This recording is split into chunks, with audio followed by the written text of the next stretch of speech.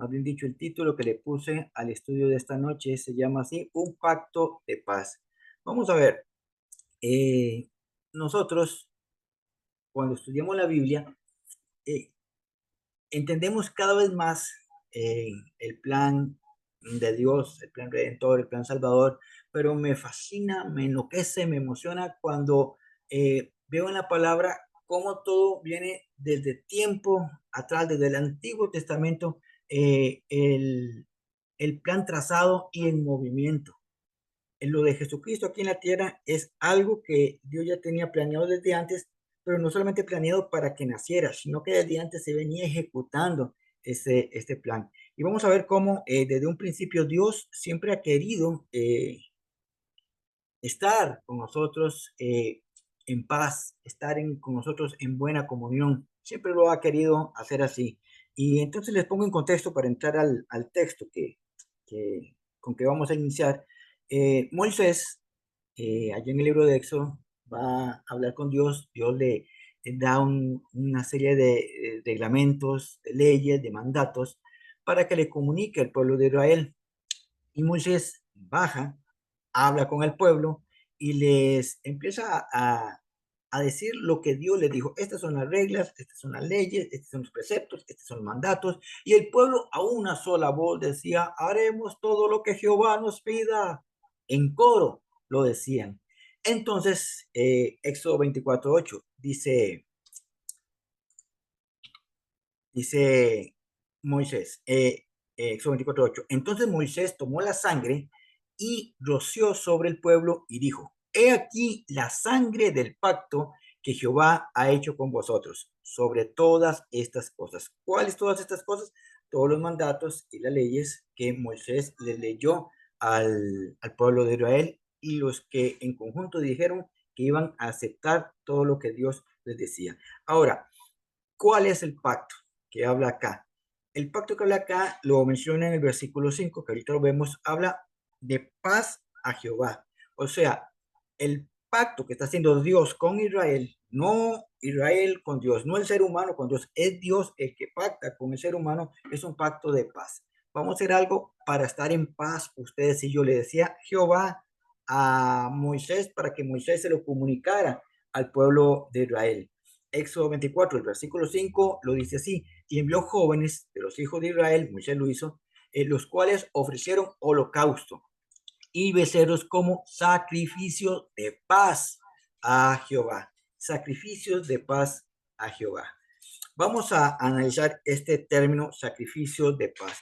El término paz que viene ahí en el hebreo original no está hablando del término que nosotros conocemos como shalom, que shalom es ese saludo que declara prosperidad en todas las áreas de la vida.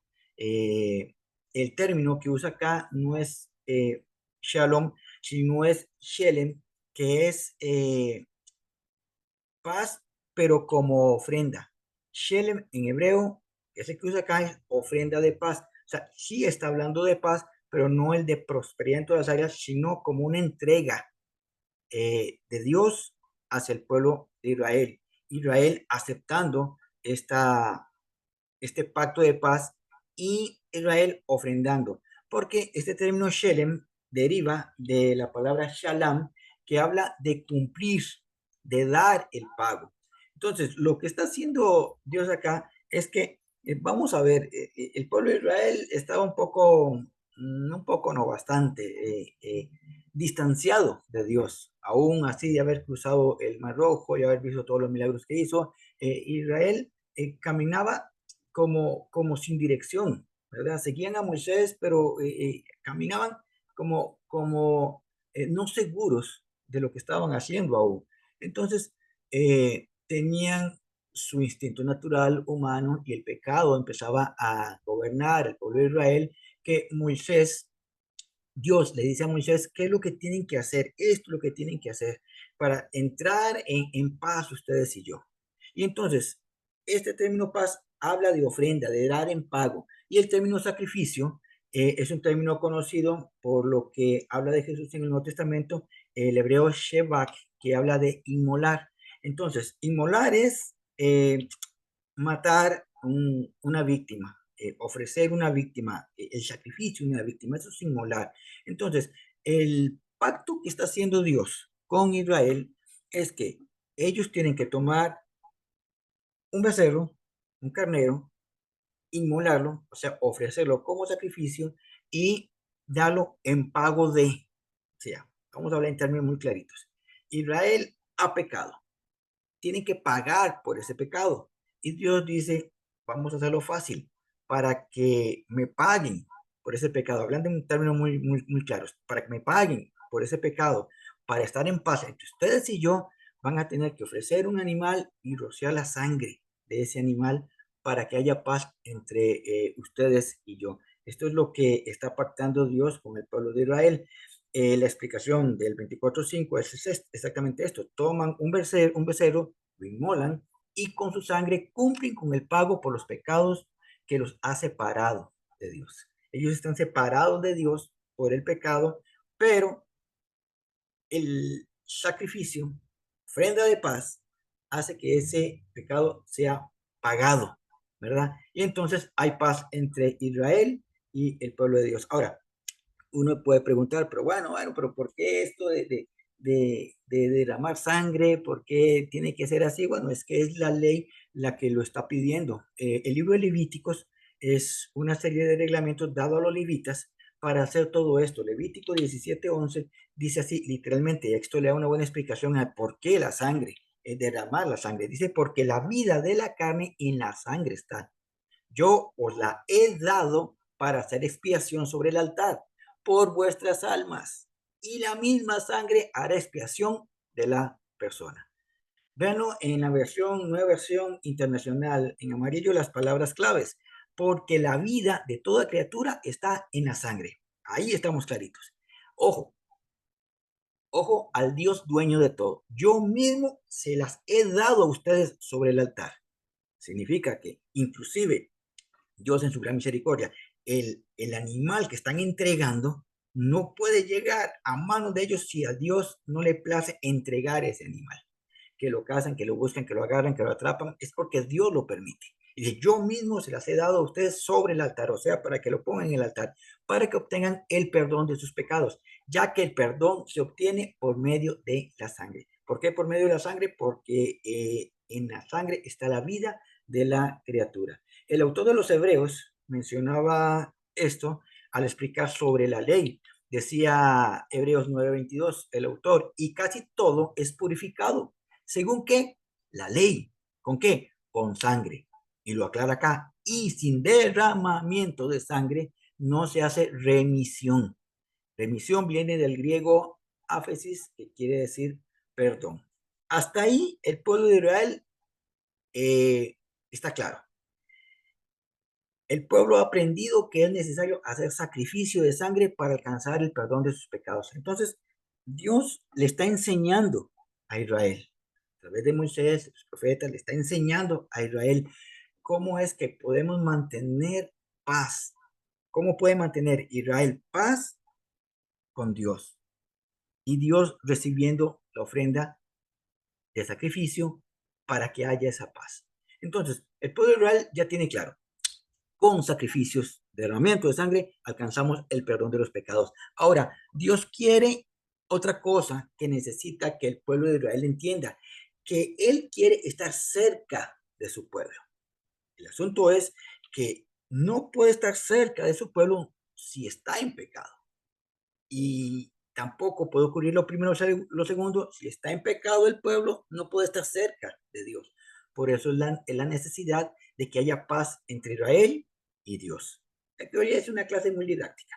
Entre Israel y Dios tiene que haber paz. La paz se obtiene a través del sacrificio.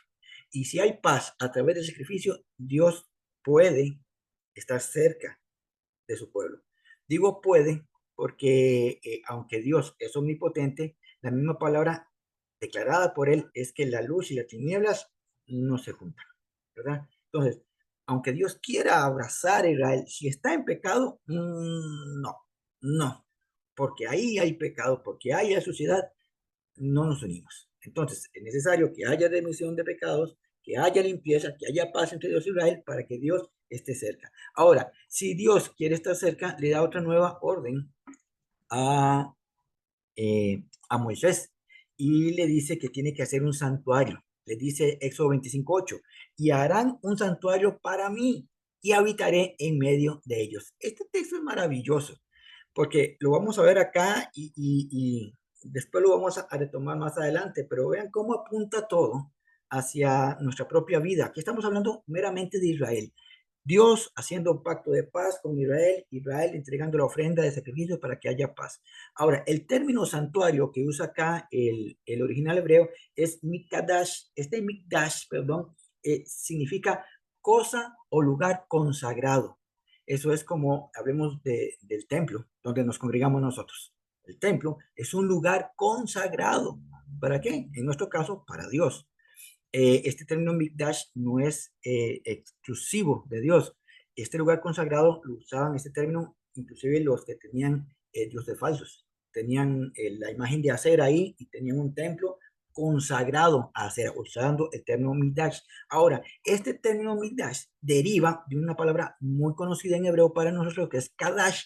Kadash significa apartado o santo, que ahí sí logramos entender porque es que nosotros somos santos. No es por nuestra perfección, porque no la tenemos, pero somos santos delante de Dios porque estamos apartados para Dios, ¿verdad? Entonces, lo que está pidiendo Dios es que hagan un santuario, un lugar que esté consagrado a Él, apartado solamente para Él. Y entonces viene este término habitaré. El término habitar es el hebreo kadash, que habla de residir o habitar permanentemente. O sea, Dios no quiere visitar a Israel. Le está hablando claro a Moisés acá. Dile a mi pueblo, hagan un santuario, porque yo no quiero venir de visita a mi pueblo. Yo quiero permanecer en mi pueblo. Entonces entendemos por qué era la necesidad de los sacrificios, por qué la necesidad de derramar sangre, porque Dios iba a estar permanentemente con el pueblo de Israel ahí. Entonces necesitaba que se tuviera al pueblo en paz con él, por el pacto mismo que Dios ha pedido hacer para estar cerca de ellos. Ahora le pongo un recuadro acá porque esto a mí siempre me ha emocionado imaginar esto. Dios es inalcanzable. No existe poder en el mundo que pueda hacernos llegar a Dios. Es el mismo Dios que busca acercarse al ser humano. Nosotros éramos los perdidos. Él viene y nos busca a nosotros. Entonces, por eso esa frase que decimos a veces que no es correcta, ¿verdad? Encontré a Jesús, encontré a Dios, Dios no estaba perdido. Él nos encontró a nosotros. Y entonces un Dios inalcanzable se vuelve alcanzable. Hablamos todavía de Israel. Se vuelve alcanzable al pueblo de Israel a través de esta consagración de pacto de sangre para que haya paz entre él y el pueblo, entre el pueblo y él. Y entonces ordena que se haga un santuario. El dibujo que usted ve en el fondo ahí más o menos describe lo que es el santuario y qué es lo que pasaba ahí. Le voy a explicar, porque este formato de santuario es el mismo formato que van a usar después para, o que Dios le da la directriz a Salomón para construir el templo. Vean que afuera, lo que se ve afuera, están los atrios. Levantan una tienda, unas cortinas alrededor, y ahí adentro son los atrios. Ahí en los atrios puede entrar cualquiera, hebreo, obviamente, cualquier judío podía entrar ahí, pero no era entrar para ver, mira cómo está la tierra, como ahí está, las cortinas están limpias y qué bonita la tierra. No, entraban con una sola idea, que era llegar a este altar de ofrendas, que era lo que el pueblo de Israel entregaba a Dios en alabanza, en adoración, en agradecimiento a Dios. No tiene que ver con el perdón de pecados acá, es la ofrenda del pueblo de Dios a, en el altar de las ofrendas, que era donde habla el texto de que llegan alguien con un becerro y otros llegan con un palomino, llegan con un animal a sacrificar ahí como ofrenda a Dios. Eso lo podían hacer ahí. Los sacerdotes eran los únicos que podían pasar de los atrios al lugar santo. Pero para entrar al lugar santo tenían que pasar por lo que imagino ahí es la pileta para lavarse las manos. Era parte de la tradición que simbolizaban el purificarse para acercarse más a Dios. Vean que los judíos, el pueblo israelí, llegaba a los atrios, pero no podía pasar al lugar santo. Solamente los sacerdotes, por su consagración, se lavaban sus manos y lograban entrar al lugar santo.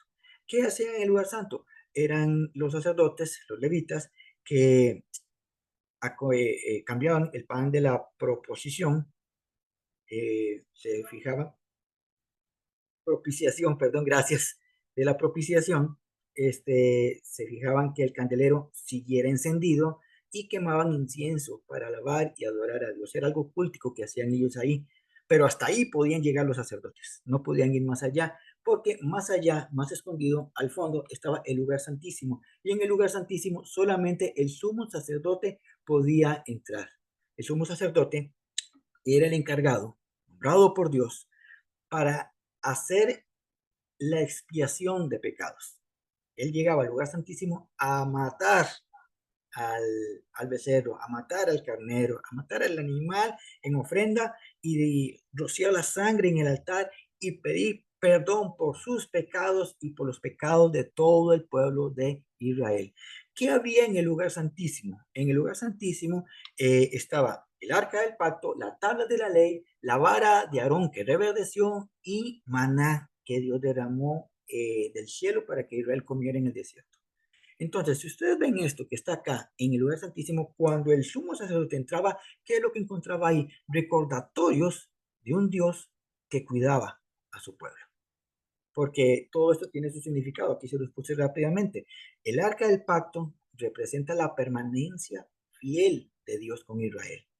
Las tablas de la ley, las reglas para mostrar cómo Israel podía acercarse a Dios. Vean que la ley no es, dice Pablo, que la ley no es gravosa, o sea, la ley no es un castigo, la ley es para ayudarnos a cuidarnos nosotros mismos, a cuidarnos entre nosotros para mantenernos cerca de Dios. Es algo dado de Dios hacia el pueblo. La vara de Aarón que demuestra autoridad y elección. Recuerden que pusieron 12 varas y la única, varas secas, y la única que reverdeció fue la de Aarón, escogido como sumo sacerdote. Esto porque Dios lo eligió. Autoridad, elección y poder divino representa la vara de Aarón, y obviamente el maná, que representa la providencia divina. Recuerdan que no era para guardar, era la confianza que Israel tenía que tener de que día a día iban a tener el alimento. Hasta ahí eh, el sumo sacerdote llegaba, encontraba eso y tenía que caer en la realidad de que Dios es real y estaba a favor del pueblo, no en contra, a favor del pueblo, y que todo lo que hacía era a favor del pueblo, y que todo esto del pacto de sangre, todo esto es porque Israel ama a su pueblo y quiere cuidar a su pueblo.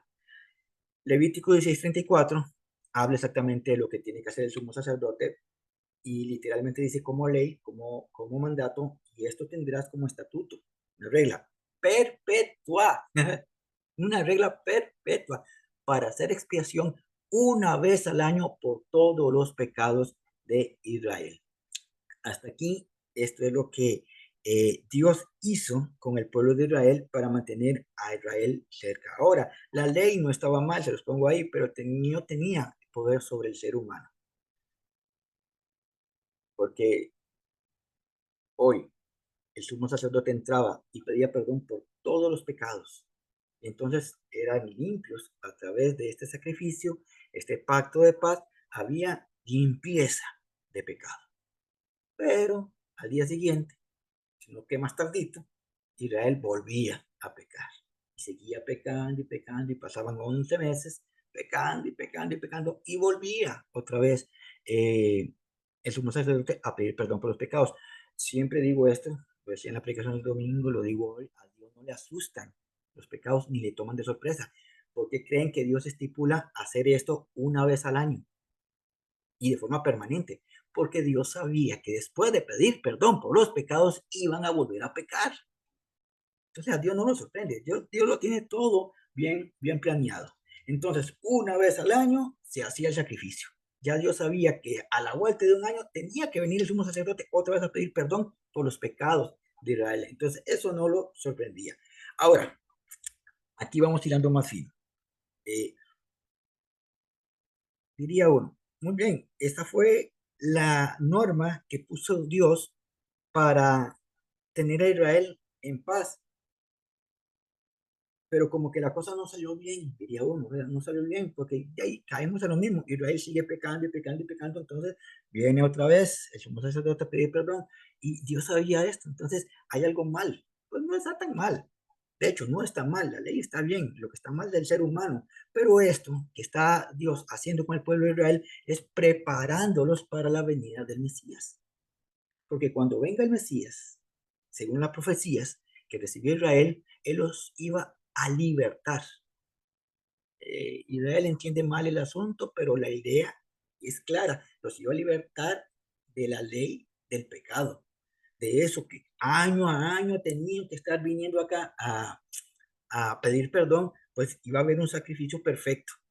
La profecía lo decía, iba a venir un sacrificio perfecto que los iba a liberar. Y entonces podemos volver a caer a decir, pero le salió mal el asunto porque el pueblo no creyó. Creyó un grupo de gente, tuvo sus discípulos, tuvo sus seguidores, tuvo sus apóstoles, pero muchos no creyeron y pidieron que lo crucificaran y no le hicieron caso. Podría uno pensar así, pero igual que como a Dios no le sorprende que dentro de un año tenía que el sumo sacerdote venir a pedir perdón, tampoco le sorprendía lo que iba a pasar con Jesucristo. De hecho, Isaías profetiza de esto. Isaías 53 dice, despreciado y desechado entre los hombres, varón de dolores, experimentado en quebrantos, y como que escondimos de él el rostro. O sea, le dimos la espalda. Entonces, lo que pasa con Jesús acá, a Dios no le sorprende porque él ya sabe lo que va a pasar. De hecho, él tiene el plan bien demarcado, incluyendo esto. El Salmo 41:9 habla inclusive de la traición que iba a recibir Jesús. Aún el hombre de mi paz, en quien yo confiaba, el que de mi pan comía, alzó contra mí el calcañar. Esto es como que le pegó una patada, ¿verdad? Entonces, esto no le sorprende a Dios. Ahora sí, vean acá porque esta parte me gusta. ¿Qué es lo que hacía Moisés explicándole al pueblo lo que había que hacer? Lo que Moisés estaba haciendo es explicando el pacto que Dios hizo con Israel para que haya paz entre ellos, entre Israel y Dios. Entonces, el pacto de sangre que Moisés está viendo es el becerro. Moisés apunta al becerro. A este vamos a matar para que haya el derramamiento de sangre y estemos en paz con Dios. Perdón de nuestros pecados. Eso es lo que Moisés está apuntando, pero Dios está apuntando hacia Jesús. La sangre del pacto que apunta a Dios desde un inicio es la sangre de Jesús. Está preparando al pueblo para, ¿verdad? Entonces, mientras Moisés ve el sacrificio del cordero, Jesús, Dios, lo que está viendo es a Jesús, porque el mismo Jesús hace la explicación a sus discípulos. Mateo 26:28 dijo, porque esto es mi sangre, el nuevo pacto, que por muchos es derramada para remisión de pecados. Si Moisés estaba viendo al becerro, Dios, Padre, estaba apuntando al sacrificio perfecto de Jesús. El sacrificio del becerro no era sacrificio perfecto. ¿Por qué? El animal tenía la sangre pura y la sangre limpia, pero no era perfecto porque no tenía poder sobre el ser humano. Está apuntando al sacrificio perfecto, que es Jesucristo, el cual es sangre pura y sin mancha y sí tiene poder sobre el ser humano. Lo que Moisés está viendo es el ahora. Lo que está viendo Dios es el mañana. Acuérdense que Dios está fuera de la línea de tiempo y tiene todo bien demarcado hacia nuestro futuro. Entonces, con esto que ocurre, aquí viene lo que hablaba Dios a Moisés cuando decía, hágame un templo, hágame un santuario, porque aquí se cumple. Dice, y me harán un santuario. Ahora, aquí, ¿a quién está apuntando Moisés? Moisés está apuntando al tabernáculo, está apuntando a la tienda. Dios está apuntando a nosotros, al ser humano. Harán un santuario. Nosotros nos convertimos en un santuario, un lugar apartado, un lugar santo para Dios. Moisés está viendo la tienda, Dios está viendo a los rescatados, a los redimidos. Y entonces habitaré, ahí viene Kadash, a residir permanentemente. Entonces uno decía, pero quería ir permanentemente en una tienda, Dios. Es que ellos están viendo la tienda, Dios está viendo al ser humano donde quiere vivir en nosotros permanentemente. Dios no quiere visitar nuestra vida, quiere habitar en nuestra vida. Por eso la promesa del Espíritu Santo, por eso la promesa de Jesús, y estaré con vosotros todos los días hasta el último día. Porque lo que busca Dios es Kadash en nosotros, residir, habitar en nosotros de forma permanente. Aunque Moisés lo que miraba era sencillamente el sacrificio, lo que Moisés sencillamente miraba lo que era la tienda, lo que Moisés sencillamente miraba lo que era el cumplimiento de la ley, Dios iba más allá, mirando el sacrificio perfecto de Jesús, mirando el resultado del sacrificio de Jesús en nuestras vidas y mirando lo que era la permanencia de nosotros con Él hasta vivir eternamente con Él. Por eso yo siempre he enseñado, o, bueno, no yo, muchos han enseñado que la salvación no se disfruta ni se vive cuando lleguemos nosotros al cielo. La salvación y, y el disfrute de la vida eterna empieza desde el momento en que abrimos nuestro corazón a Jesús y su espíritu entra en nosotros y habita permanentemente en nosotros. Esto es lo que Dios hace a favor de su pueblo. Ahora, vean lo que dice Primera de Pedro 3:18. Porque también Cristo padeció una sola vez por los pecados, el justo por los injustos, para llevarlos a dónde? A Dios, siendo a la verdad muerto en la carne, pero vivificado en el espíritu. ¿Qué es lo que muere en una cruz?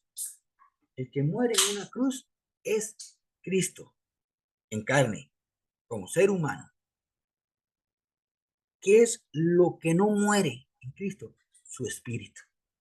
Su espíritu es eterno. ¿Qué es lo que Dios busca con este sacrificio? Una sola vez, ya no más. Es que ustedes y yo muramos al pecado y seamos vivificados en nuestra carne. No, vivificados en nuestro espíritu para ser uno con Dios. ¿Me doy a entender? El sacrificio es perfecto. Aquí sí el sacrificio es perfecto. Y entonces es donde se acaba la idea del antiguo pacto de que una vez al año el sacerdote tiene que pedir por nuestros pecados, los pecados de Israel, una vez al año. Estaba enseñándole a Israel que era necesario la remisión a través de sangre. Esto era, lo primero era enseñanza, era lección, para que cuando viniera el Mesías, una sola vez fuera necesario entregar su vida, derramar sangre para la limpieza y el perdón de nuestros pecados, la limpieza de nuestra maldad y el perdón de nuestros pecados. Sacrificio perfecto. Ahora, esto lo hacía con el pueblo de Israel. Entonces, alguien me dijo a mí, pero me preguntó y me dijo, pero por qué Israel es el pueblo de Dios? ¿Por qué Israel ha sido escogido por Dios? ¿Por qué? ¿Por qué no escogió otro pueblo? ¿Por qué no escogió a Costa Rica? Dirá alguien, ¿verdad? Es que Israel no existía. Dios llamó a Abraham y él hizo su pueblo a través del llamamiento de Abraham y creó a su pueblo, al que llama Israel. Entonces, ese pueblo es que es de Dios, le pertenece a Dios. Por eso es el pueblo escogido de Dios, porque Él lo creó. Y entonces, como Él lo creó, ha de hacer todo lo que tenga que hacer para salvar a Israel. Y estoy hablando de Israel físico. Pero Moisés y todos los judíos apuntan al pueblo físico de Israel. Pero Dios no apunta al pueblo físico, apunta a la humanidad completa. Por eso Pablo dice en Efesios, y me gusta esto, porque ven acá, porque Él es nuestra paz, que de ambos pueblos hizo uno, derribando la pared intermedia de separación. Entonces, Moisés, los hebreos, los judíos, Israel, miran, apuntan hacia Israel. Dios no apunta solamente hacia Israel, apunta hacia la humanidad. Entonces, no fue que a Dios le salió mal el plan de que el pueblo Israel rechazara a Jesús. Era parte del plan. Dios ya sabía lo que iba a pasar. Y al rechazar Israel a Jesús, se abre la posibilidad, ya planeado por Dios, para que el mensaje de salvación se extienda a lo que se llaman los gentiles, o sea, los que no son judíos, que somos usted y yo, que somos todos aquellos que no somos judíos. Entonces, claro, el sacrificio de Jesús, los judíos lo esperaban para Israel. Ellos apuntaban a Israel. Dios apuntaba hacia la humanidad. Por eso aquí está, Él es nuestra paz. Aquí está hablando el pacto de paz, que se hablaba desde un principio. Dios hablaba de hacer un pacto de paz con Israel, pero Él estaba apuntando hacia la humanidad. ¿Y cuál era el pacto de paz perfecto? Pero era Jesucristo, que entonces no viene por solamente los judíos, sino que viene por todos aquellos que se convierten en el pueblo de Dios cuando aceptan el sacrificio de Jesucristo a favor de sus vidas. Esto es lo que hace un pacto de paz. Esto es lo que hace Dios desde un principio, apuntando a, a cada etapa de la vida, ¿sí está bien? No, a cada etapa de la historia, para que se cumpla el pacto de paz que había planeado desde un inicio y que alcanzara a toda la humanidad. La remisión de pecados, el derramamiento de la sangre de Cristo, limpia toda nuestra maldad y a través de ella alcanzamos el perdón de pecados. Eso es la razón de por qué el derramamiento de sangre en Jesucristo a favor de nuestra vida. Porque había una ley que dice literalmente que sin derramamiento de sangre no hay remisión de pecados. Porque la vida de la criatura está en la sangre. La vida de la carne está en la sangre. Entonces, ¿qué está derramando Jesucristo en la cruz? Tenemos que decir, está derramando vida para nosotros que estábamos muertos en pecado. Pecado que nos separaba de Dios, ahora nos hace entender que encontramos la paz con Dios. Justificados, pues, a través de Jesucristo, tenemos paz para con Dios, declara Pablo en, en el texto. Esto es un pacto de paz. Muy bien.